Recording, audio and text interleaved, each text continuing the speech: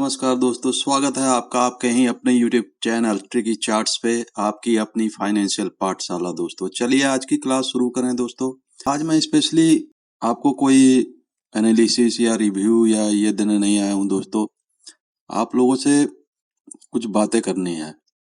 Actually देखिए, मैं ना आपको टिप्स देने आता हूँ, ना मैं ये चाहता हूँ कि आप टिप्स पे वर्क करें। ट्रेडिंग जो है दोस्तों, देखिए साइकोलॉजिकल गेम है।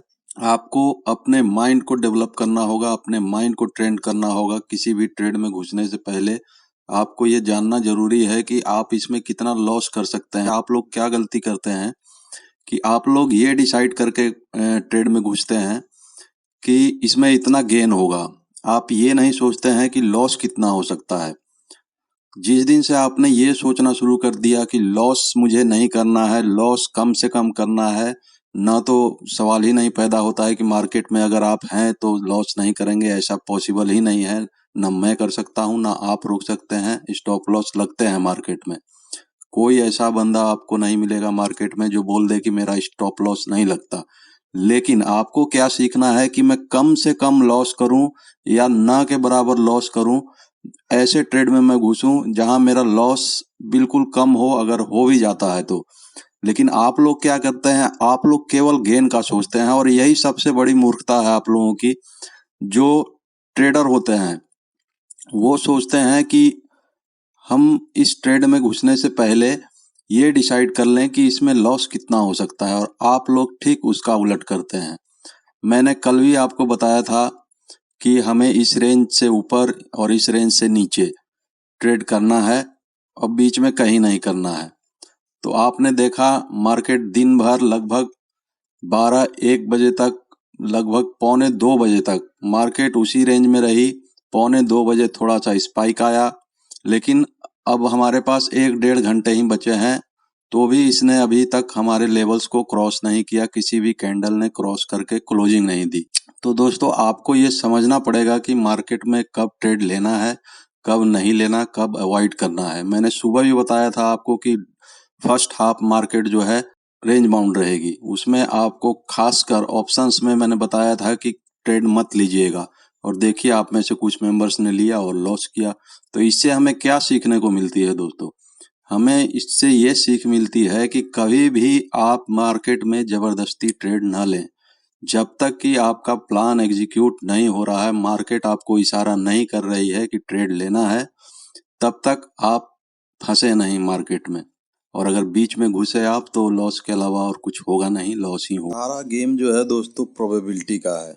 ऐसा क्यों होता है कि मैं जिस जगह से ट्रेड लेता हूँ, बहुत रेयर केस में ही हमारा ऐसे लगता है। क्यों? क्योंकि मैं उस जगह से लेता हूँ जहाँ से उसमें प्रोबेबिलिटी ज़्यादा होती है हमारे ट्रेड के डायरेक्शन में जाने की, और एसएल के चांसेस बहुत मिनिमम होते हैं और ना के बराबर होते हैं। इसलिए मेरे ट्रेड में एग्जैक्ट उस जगह पे लेता हूँ, उन लाइंस पे लेता हूँ जो मेरे सपोर्ट, रेजिस्टेंस या जो भी बोलिए आप उन लाइंस को, उसके ऊपर लेता हूँ। तो देखिए प्रोबेबिलिटी का गेम है दोस्तों। कोई भी भगवान नहीं यहाँ, कोई 100% परफेक्ट नहीं। कोई इंडिकेटर, कोई आपको सॉफ्टवेयर कुछ भी दे दे, आप ये मत समझिए लोग होली ग्रेल के लिए तड़प रहे हैं। कोई भी इंडिकेटर हो दोस्तों, वो आपको सिग्नल दे सकता है। उस सिग्नल पे काम जो होता है इंडिकेटर या टेक्निकल एनालिसिस। टेक्निकल एनालिसिस क्या है दोस्तों? इसका काम आपको 15 से 20% मैक्सिमम है आपकी ट्रेडिंग में। वो आपको गाइडेंस दे सकता है, आपको बता सकता है कि कहाँ ट्रेड लेना है, कहाँ नहीं लेना है। लेकिन मेन जो फैक्टर है जो काम करता है ट्रेड में, वो है आपकी साइकोलॉजी, आपका माइंडसेट और आपकी प्लानिंग। प्लस उसके साथ में आप जोड़ दीजिए रिस्क मैनेजमेंट। अगर आप रिस्क को नहीं मैनेज करेंगे तो आप लॉस करेंगे। मान लिया आपने 10 ट्रेड में प्रॉफिट किया, लेकिन आपकी मेंटेलिटी ऐसी होती है रिटेलर्स की कि जब वो ट्रेड में घुसते हैं, जब प्रॉफिट होता है तो वो बंदर की तरह बिहेव करते हैं, झपट्टा मारते हैं, जल्दी की ले लेते हैं। और जब वो लॉस में होते हैं तो क्या करते हैं, आप समझ गए होंगे। दोस्तों अपनी गलतियों से सीखिए, सुधारिए, तब आप परफेक्ट ट्रेडर बन पाएंगे। अब देखिए, कल मैंने बताया था आपको कि बैंक निफ्टी में हम इस लेवल के नीचे शॉर्ट करेंगे, इस लेवल के ऊपर लॉन्ग करेंगे। बैंक निफ्टी का देखिए आज का चाल क्या रहा। ये ओपनिंग हुई इस कैंडल पे। देखिए यही कैंडल इतना बड़ा कंफ्यूजिंग कैंडल था कि ऊपर खुलने के बाद नीचे तक आई। देखिए यहाँ तक आई, इसने ब्रेक जरूर किया हमारे लाइन को जो हमने ड्रॉ की थी कि इसके नीचे कोई भी कैंडल क्लोज होगी तब हम शॉर्ट जाएंगे, लेकिन देखिए इसने क्लोजिंग नहीं की और मार्केट दिन भर ऊपर नीचे इसी रेंज में घूमती रही। यहाँ पर एक बार इसने ट्राई किया स्पाइक देके, लेकिन हमारा जो ऊपर का प्लान था वो यहाँ से था, तो बैंक निफ्टी ने तो कुछ दिया ही नहीं एंट्री। निफ्टी को देख लेते हैं। निफ्टी में आप लोगों को मजा आया होगा और मैंने सुबह ही आप लोगों को अपडेट कर दिया था कि मार्केट रेंज बाउंड रहेगी, ऑप्शंस में आप प्ले नहीं करिएगा। अब देखिए इस यहाँ पे मार्केट की ओपनिंग हुई ठीक हमारे लाइन के आसपास और उसके बाद मार्केट नीचे आई और दिन भर देखिए, हालांकि ये ट्रेंड अपसाइड ही था लेकिन मूवमेंट इतना स्लो था कि इसमें ट्रेड लेके आपको फंसना ही था और कुछ नहीं हो सकता। 10 20 50 पॉइंट मिल जाते हैं, लेकिन उसके लिए आपको दिन भर वेट कराया निफ्टी ने। देखिए धीरे करके, लेकिन हमारा जो प्लान था कि इस लाइन के ऊपर यानी 15,835 के ऊपर हम इसको लॉन्ग करेंगे।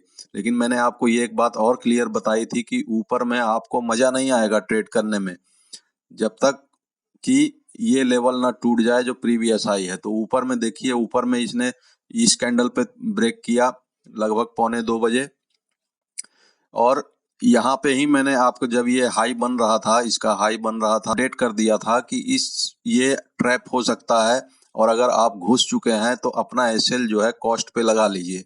तो देखिए मार्केट ने क्या किया फिर। तो यही होती है दोस्तों मार्केट से बातें। और मार्केट की क्लोजिंग देखिए कहाँ हुई है, ठीक हमारे इस लाइन के आसपास हुई है।